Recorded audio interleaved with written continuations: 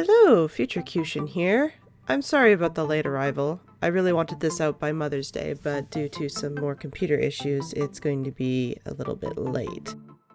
Suffice to say, we did get it done, mostly on time. I hope you enjoy the show, and again, happy belated Mother's Day. I love you, Mom.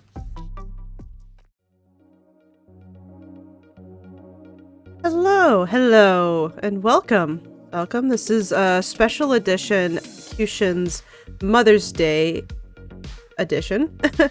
I'm going to be trying to build a sakura tree, or actually more specifically, it's actually a cherry tree, as I've recently found out that my mom really loves the cherry trees, and she used to live out here in British Columbia, and well, we don't get them in where I'm from originally, so we'll be building a special one for her today, my own custom variety. So let's get started. First off, we're going to be choosing an area here. Just going to level it off and do a bit of landscaping. I like the water feature to the side, but I didn't end up incorporating it to begin with. So we'll just use some dirt bombs here to fill in this hole, and use quite a few dirt bombs here. Makes things nice and straightforward. I also learned here that you can't put dirt bombs on sunflowers. So we'll just build this up here and then hammer it down, fill in the details. Okay, so now that we have that all flattened out and leveled out and clear, we're going to build the tree up and around this area here, and then we're going to do that all in T-Edit. Oop. So here we are, just doing the general lines of the tree. Straightforward, nothing too exquisite. It's pretty much just a version of drawing in paint, which I've worked with before.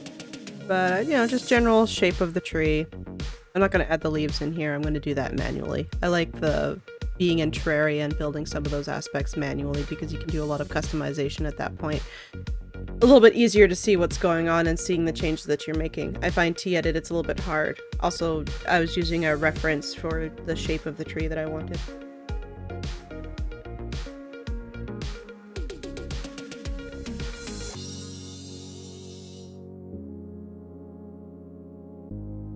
Doing some root designs here, details, and then we're going to sculpt out. This is where I'm going to put the water feature. It's going to be like a lake with a bit of a waterfall coming down, and just doing a bit of landscaping. We're going to add some mud here just to kind of get a bit of texture variance. Like, you know, flower beds have a deeper earth look. I liked the look of the mud brick. We just did a little bit of that there. Popped up. This gives a lot more contrast between the wood roots as well as between the wood and the dirt, because the two tend to blend together a lot. And then we just add in the water. Again, easier to do than to try and do it in game. And let's load back into game, shall we? I don't know how I'm going to do the flowers along here. I have some ideas. We're going to focus on filling in this tree.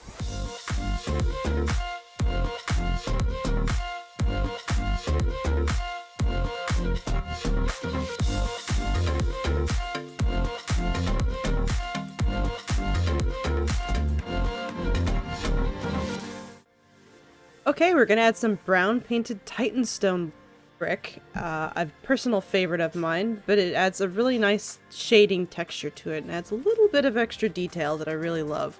Cherry trees tend to be pretty smooth anyway, but a little bit extra shading texture just brings more life to the tree. Now, there was a really neat trick that actually my friend Chaos showed me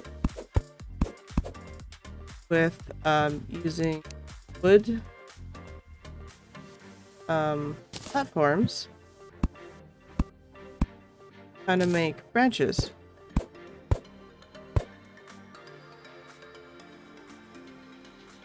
Although maybe not these particular ones.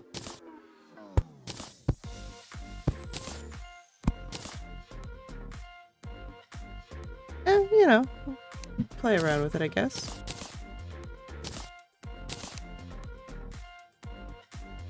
We're gonna have leaves and stuff behind that. Okay.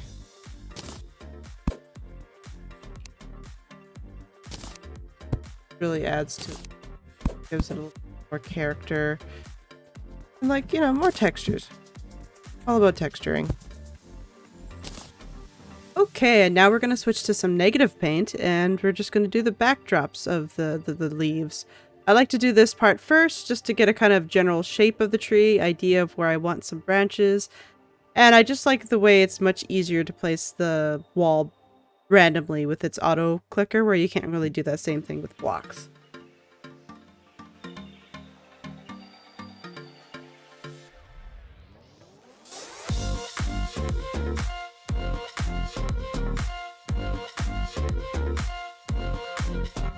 And now we're like, oh, it looks funny. All right. So what we're going to do now is we're going to take this leaf wand. Actually, I think this one makes it purple. Also, I don't mahogany. Oops.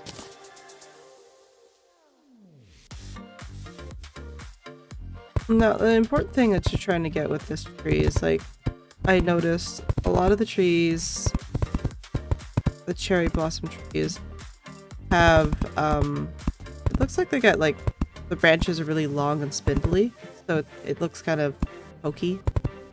If that makes any sense. My technical term for the words, pokey. Out a lot. Okay, after filling out a few more areas and thickening up the tree a little bit, I switched over to using some pink ice just to help with giving a bit more texture variations and a little bit more depth. You do have to be careful though, because if you use too much pink ice, of course you get a hallowed biome. Unless you're going for a hallowed biome, then you do you. But I wanted to keep the biome pure. I didn't want to change it to a rainbowy pink background. And now here is the completed tree. All finished. Just the right amount of ice to not make it a hallowed biome. So here I'm going to try and build lupins the best I can. And I think we're going to use bamboo to start with. Bamboo fencing. Okay, and through much experimentation and playing around with things, I decided on using the platforms to try and represent some of the flowers, but then I went back and I did my old echo blocks with strange plants on top of them technique, and then I put the bamboo wall in behind there, and I really like the look of that for some of the flowers too, so I ended up doing away with a couple of the platform flowers, so they looked a little too chunky. And then added some more textures with the leaves and the background bushes and a few more strange plants that create more flower and variety, just to kind of make it look like a nice thick garden. Here's another neat trick I saw. I think I learned this from Cheesy Panini, actually. Whoops, not that many.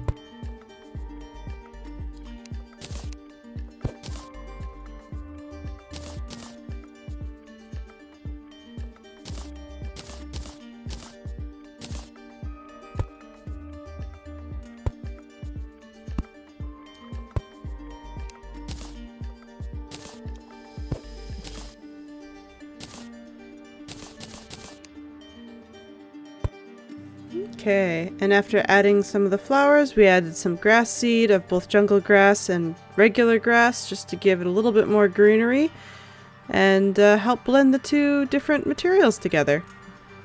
And I'm really liking the way this turned out.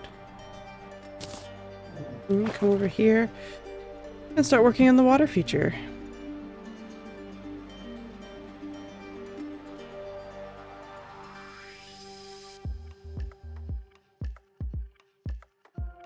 I like that. Living ichor negative painted looks like waterfall. That's a neat effect. Oops.